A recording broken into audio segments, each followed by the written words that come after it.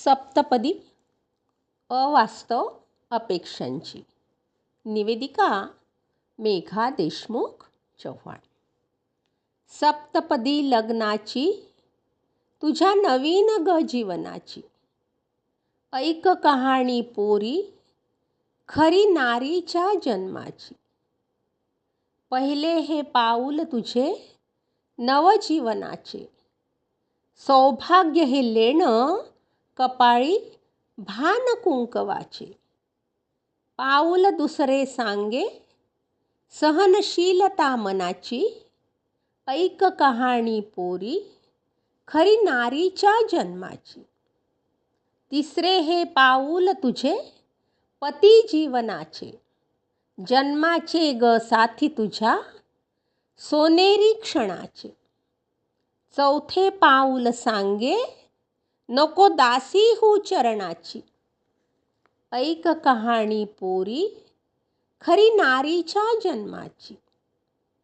पाचवे हे पाऊल तुझे सासरीपणाचे, सुख दुःख वाटून घ्यावे सारे जीवनाचे. सहावे पाऊल सांगे नाती जपावी ग मनाची, ऐक कहाणी पोरी खरी नारीच्या जन्माची. सातवे पाऊल देईल ग चाहूल तुझ्या यशस्वी जीवनाची, ऐक कहाणी पोरी खरी नारीच्या जन्माची. सप्तपदी लग्नाची तुझ्या नवीन ग जीवनाची, ऐक कहाणी पोरी खरी नारीच्या जन्माची. एखाद्या मॅट्रिमोनियल साईटच्या किंवा वधूवर सूचक मंडळातील विवाहोत्सुक उपवर मुलामुलींच्या स्थळांच्या संदर्भात वापरला जाणारा अनुरूप हा शब्द सर्वज्ञात आहे. साधारणतः एकमेकांना किंवा त्या दोन कुटुंबांना एकमेकांशी समजून घेणं सोपं जावं इतकाच त्याचा उद्देश असावा. पण आजकाल अनुरूप या लेबलखाली दोन्ही पक्षांच्या वाढलेल्या अपेक्षा आणि सगळं बदललेलं तर मुलीपेक्षा अधिक कमावणारा मुलगा हवा या अपेक्षा अनुरूप शब्दाचा वेगळाच अर्थ प्रतीत करतात. शैक्षणिक, सामाजिक, आर्थिक अशा विविध अर्थाने अनुरूप मुलगा किंवा मुलगी शोधण्याचा कार्यक्रम गेली वर्षानुवर्ष सुरू आहे.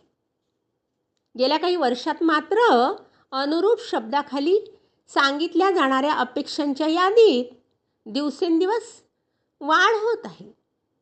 एकेकाळी मुलीच्या लग्नाचा घोर असलेल्या पित्याला रात्रभर झोप लागत नसे. मुलगी वयात येते ना येते तोच तिच्यासाठी स्थळ शोधण्याची मोहीम सुरू होत असे. वरपक्षीच्या अपेक्षा पूर्ण करता करता मेटाकुटीला येणारा बाप हे कथा कादंबऱ्यांमधील किंवा चित्रपटातील पात्र नव्हे तर प्रत्यक्ष आयुष्यातही अशी अनेक उदाहरणे आपण पाहिली आहेत. पण गेल्या काही वर्षात हे चित्र चांगल्या किंवा वाईट दोन्ही अर्थाने बदलत आहे. स्त्रियांच्या शिक्षणामुळे, सबलीकरणामुळे या अनुरूप नावाच्या शब्दाला आणखी भल्या बुऱ्या छटा प्राप्त होत आहेत. जिथे पूर्वी वधूचा पिता दीनवाना वाटत होता, तिथे आता उपवर मुलांची स्थिती दयनीय झाली आहे.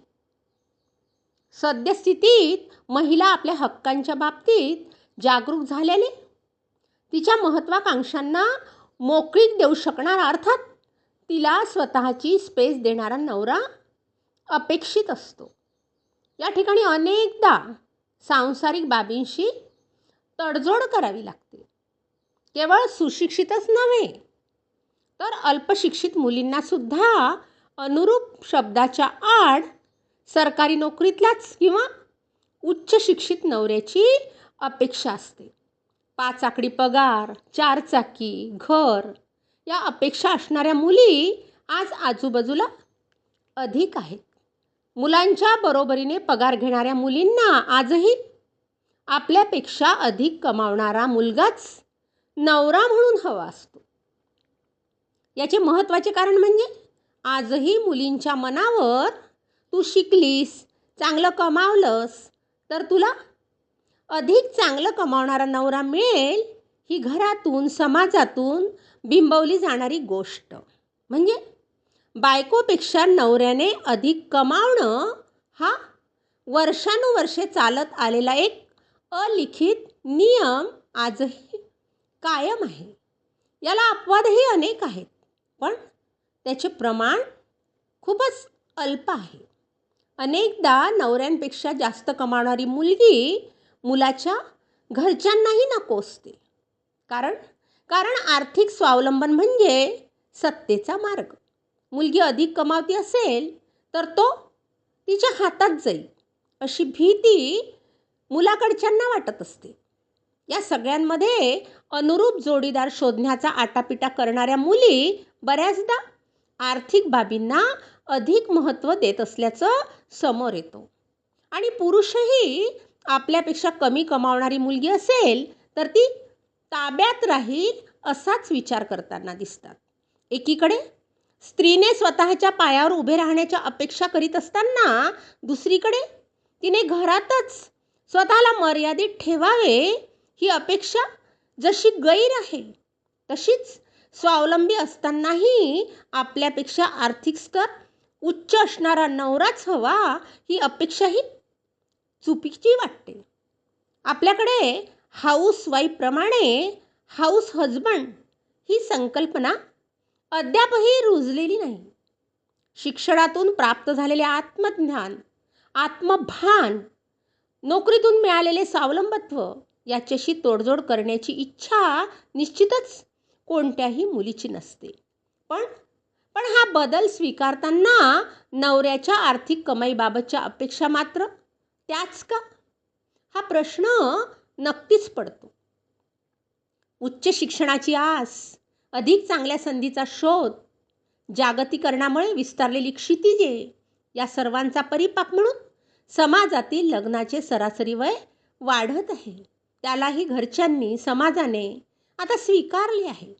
पूर्वीसारखं 25च्या आत लग्न आणि 30च्या आत मूल असा हट्टही घरांमध्ये पाहायला मिळत नाही.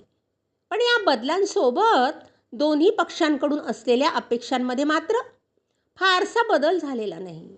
त्यातल्या त्यात आपल्यापेक्षा अधिक कमावणारा मुलगा हवा ही अपेक्षा तर दिवसेंदिवस अधिक तीव्र झाल्याची पाहायला मिळते.